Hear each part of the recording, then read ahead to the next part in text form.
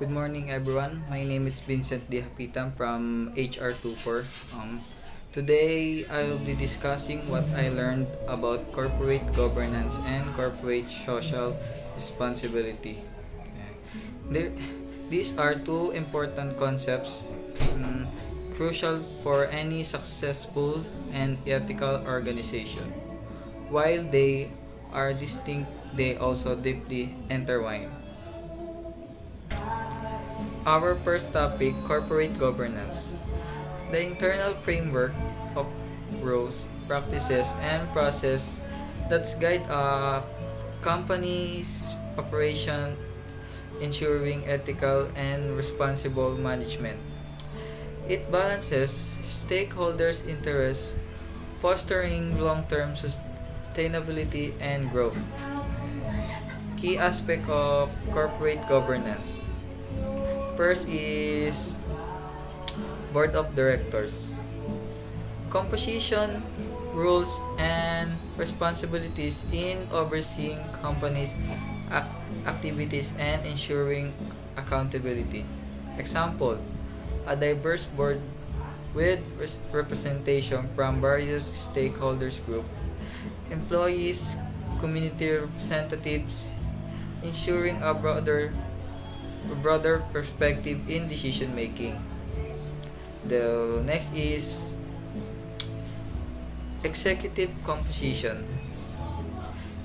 Structures and process for determining executive pay, ensuring fair and transparent composition aligned with company's performance. Example is linking executive bonuses to environmental and social goals encourage alignment with CSR objectives. Next is financial reporting. Transparency and accuracy in financial statement and disclosures, providing shareholders and others stakeholders with a clear picture of the company financial health. Example, publicly releasing audit, audited financial statement with detailed information about financial performance, risky and opportunities. So next is accountability mechanism. Process for holding management accountable for their action and decisions. Example is internal audit functions, ethics hotlines, and independent board committees. Next topics, corporate social responsibility. My understanding of corporate social responsibility or CSR. CSR, on the other hand, focuses on the company's voluntary action to address social, environmental, and ethical issues beyond its legal obligation. It's about how a company contribute positively to society. Then, example, a company might engage in CSR by reducing its carbon footprint, supporting local communities through charitable donations, or implementing ethical labor practices. Then, for instance, Patagonia, known for its commitment to environmental sustainability, donates a percentage of in sales to environmental causes. This enhance their reputation and strengthen their relationship with environmentally conscious to customers. Conversely, a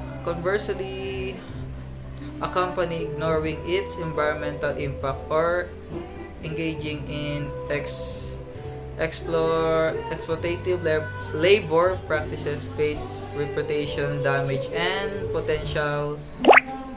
potential legal consequence. The next is stakeholders versus shareholders.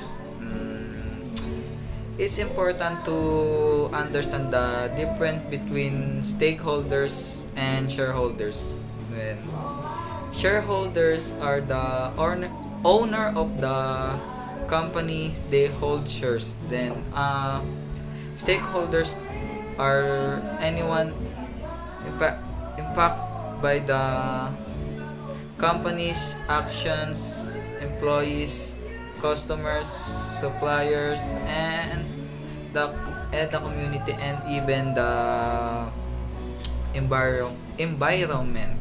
So, example of example, while shareholders are primarily concerned with financial returns, employees are concerned with fair wage, safe working, safe working conditions, and opportunities for growth. Customers are interested in quality product and services, while mm, the community might be concerned about the company's environmental impact. Effectively, corporate governance aim to balance these varied interests. Next is corporate social responsibility disclosure. My understanding of CSR disclosure, companies need to be transparent about their CSR efforts. They communicate their social and environmental performance through annual reports, sustainability reports, website, and even social media. Imagine a company claiming to be environmentally friendly without any evidence. That's the lack CSR disclosure.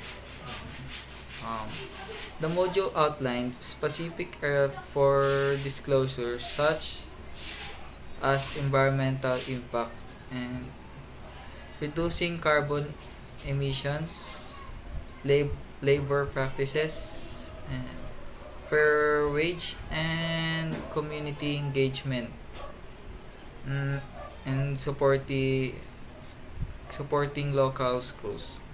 Oh. So next is annual general meetings.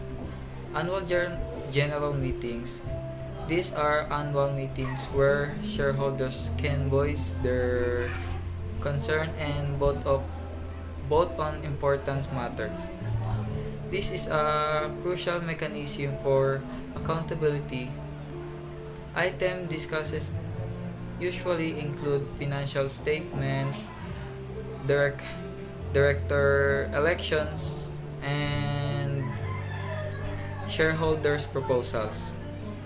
It's a way to ensure transparently and keep management accountability.